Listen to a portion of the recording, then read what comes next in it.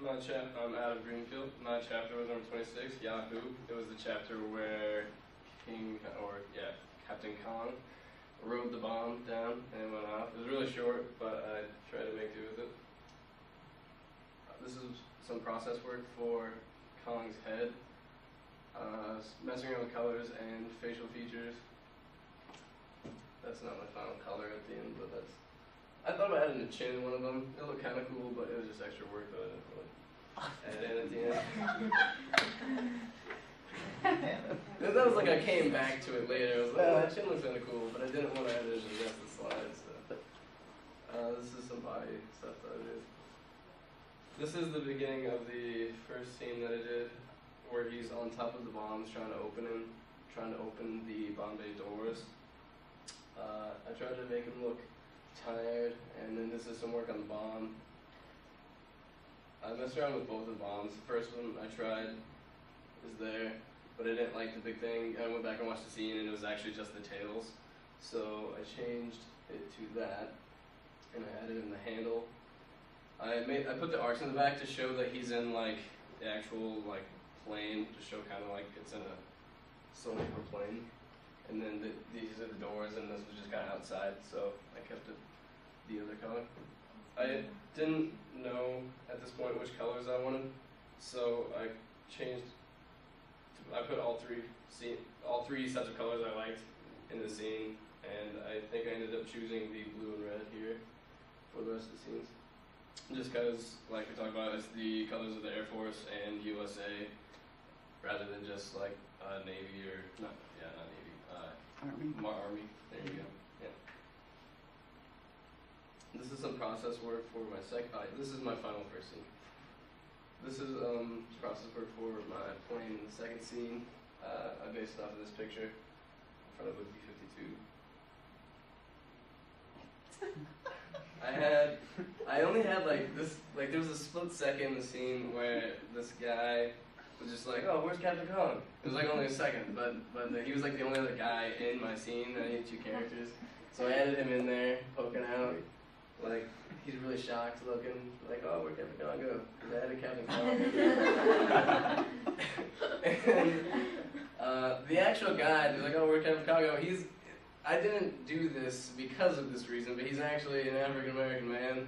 And I put him as a black person in this, but I didn't do that because of that. I did it because I wanted him to be more insignificant than Kong in relation, like, color-wise. I didn't want him to, like, stand out that much.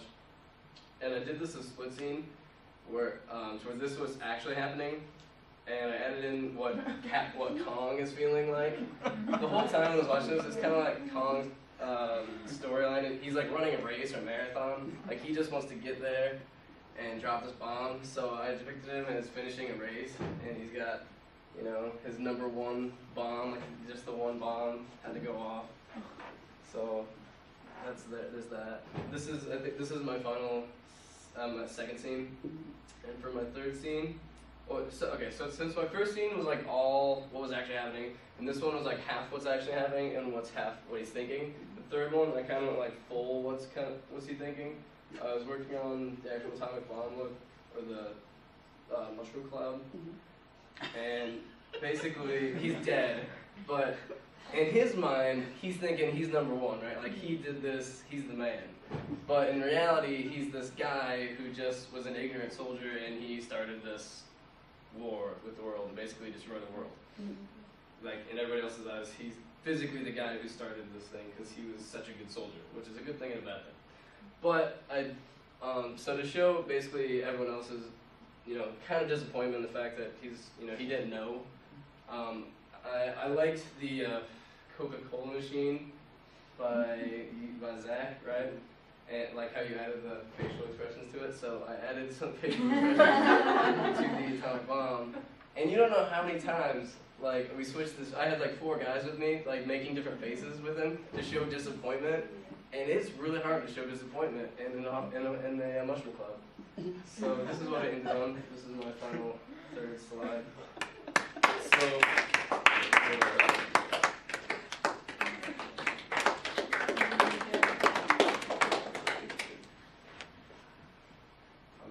The mushroom cloud looks like Like what?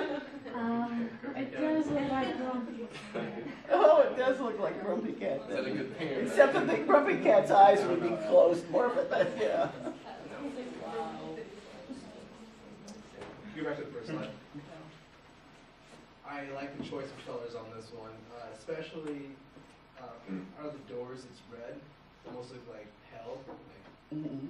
so that's good. And So also like, hell, yes. yeah. And also like the curves you have them at the background make it look Yes. like it does look like the inside of like a hash or something like that. So it's good. Yeah, and you get a sense of how cramped it really is in there, and you know, good. You depict emotion really well. Like I especially like it with his arms in this one. They're like reaching out, and in the other ones where he's moving to the finish line, you did it really well. Like that. I thought I would put in some lines and like he's going really fast, but No, you're better off without it. You've got a finish line. yeah, I didn't want it to be too cluttered too, just because of the two sides. Yeah. Kind of getting a little too packed, but Yeah, and the less of that meta discourse that you have to put in, the better it is. If it just what you can see can do it, leave it there. okay. Do you have process word of how you made that bomb? The bomb. Yeah, like one of the first scenes, like it just looks really, really that one. It just looks really good. Like how do you? It took forever. I should have Yeah. put more in like how I did it. Mm. There was a lot of like blue shapes with outlines, and then I took like blue squares with just blue To outlines, cover and it then up. like slowly inch them closer to just cut off a lot of like black lines that are hidden here. Yeah, So- there are a lot of overlays there, but that you get a very effective bomb. You're right, very good. Let's go to that. Oh, go ahead, Tanner. I like all your slides, all of them are great. I like how you use line weight to your advantage. Like, they're always talking about in the design studio how line weight can show like depth, and I feel like it really does feel awful. Like it plays a strong role in this presentation. So. Yeah, I really tried to do that on like the pole that the handle's on. Like to get the triangle, like to make it go skinnier. There's like a black triangle behind a blue triangle, and which I had a lot of advantage because like I was after all you guys, so I kind of took some things from each of you guys. So thanks.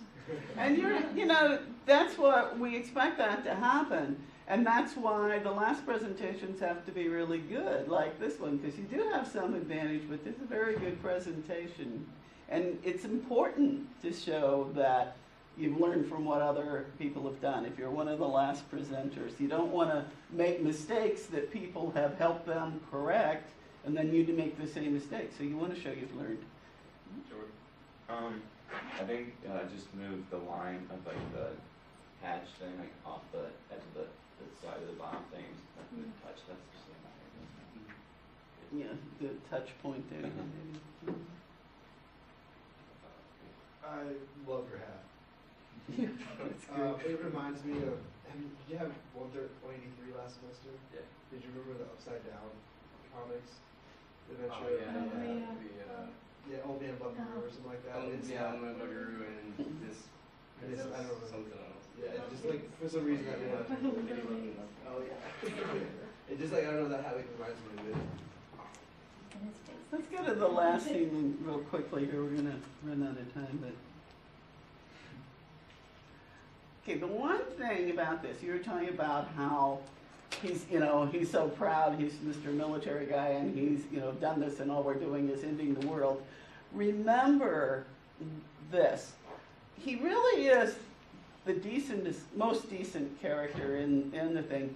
Because he believes what he told his crew. We would not have gotten this order unless Washington and everything else had been wiped out.